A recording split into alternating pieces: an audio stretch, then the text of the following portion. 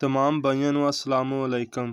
भाईजान ये ट्रैक्टर है दबंग 2022 मॉडल है, बिल्कुल 00 ट्रैक्टर, बड़ा सोहना ट्रैक्टर है।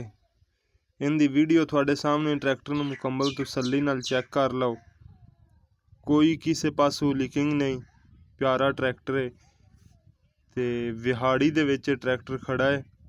अगर किसी भाई नूं पसंद आ जाता है तो वीडियो नूं मुकम्मल देखा जे। वीडियो दे एंड दे उत्ते इस दी कीमत और थानू नंबर मिल जाएगा।